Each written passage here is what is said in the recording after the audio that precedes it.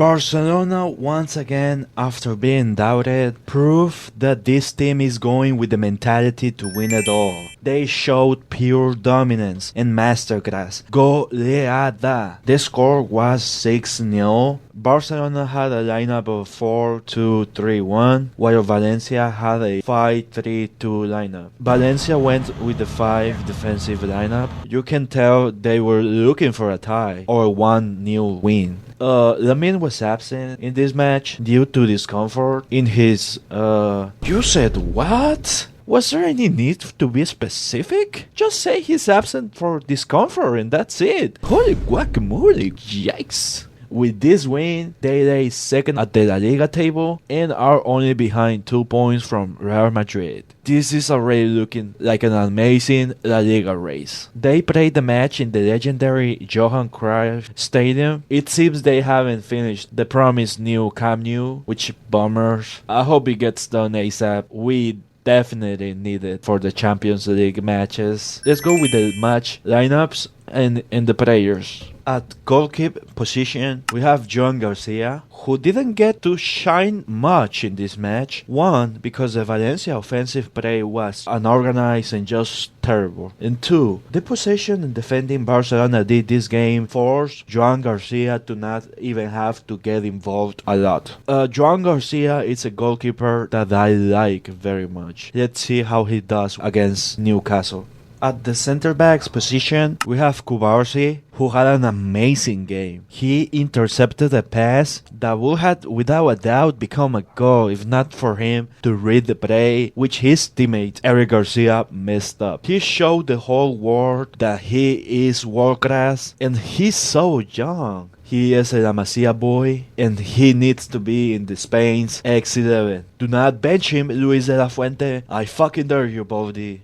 On the other center-back position, we have Eric Garcia, which, to be honest, I prefer seeing him in the right-back position as a sub for Koundé, because I don't see him as center-back material. And especially with that mistake that Cubarsí had to save. It just proves my point 10 times more. We really are going to miss Íñigo Martínez. At left back position, we have Gerard Martin. He's not as talented and as playmaking as Balde, but he is a reliable, solid left back sub, and he proved it this match and especially against Inter. Very well done from La Masia house. At right back position, we have Koundé, who had a solid game. He is physical, with great passing ability, and a stamina that never ends. He, to me, is the best right back in the world, after Hakimi. Prove me otherwise. The Lamine and Koundé chemistry seems to be missing, and it's noticeable. As one of our center midfielders, we have Pedri, who did an absolute amazing match. I don't care that he doesn't have amazing G/A stats. Your kids always bring these bad things up all the time. But if you were to watch the whole game and not be on your phones, you will learn to shut up and enjoy Juego Bonito. Just what can I ask for this Iniesta reincarnation of a player? Nothing. On the other side of the midfielders, we have Casado, who had a questionable game.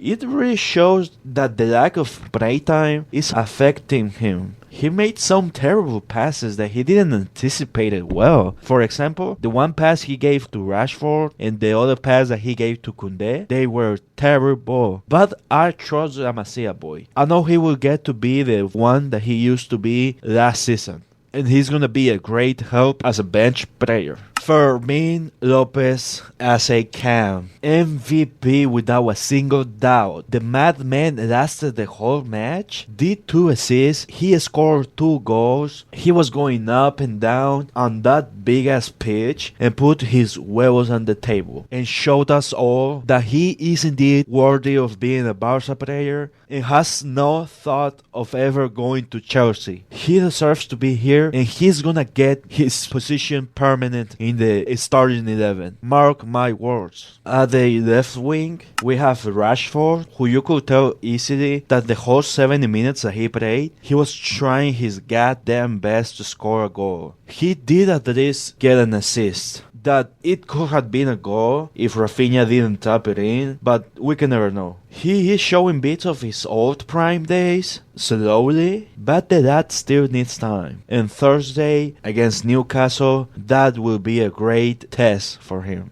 At the right wing, we get to see Rooney at the start of the starting 11 for the first time. He seemed very motivated to prove himself out there. We love to see that. He ran a lot and looked for a goal opportunity, but unfortunately that goal never came in for him. We still need to see more of him to give him an accurate depiction of him, but good game.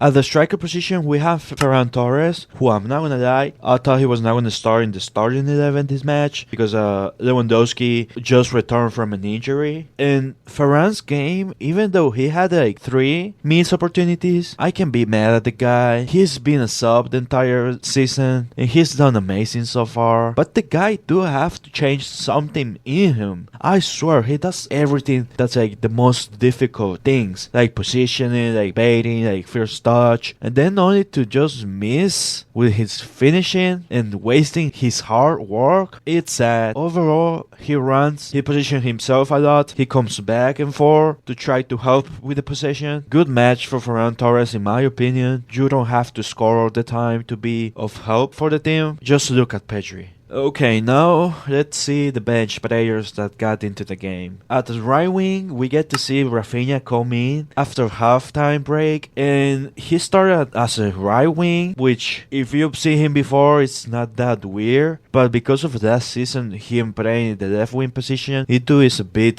confusing to see him at the right wing, because that's usually where Lamine Yamal plays. But Rafinha came into this game with a lot to prove. He's coming to the game all exhausted with all of his country club duties, training, and also that Disney racism that happened to his son in Disneyland, which is totally unacceptable. He just came in and scored 2 goals and he just silenced the haters. The Brazilian Ballon d'Or winner, everyone. At the left wing position, Dani Olmo, he comes off the bench to replace Rashford at the left wing position. A weird but not unknown position for Dani Olmo. He did very decent. I mean, he did possession, he did everything you could ask him to do. Not a bad game. At the left back, Jofre Torrens comes off the bench for Gerard Martin. This player is one I haven't gotten the chance to see, and I'm really looking forward to seeing more. I'm pretty sure he's a La Masia boy, and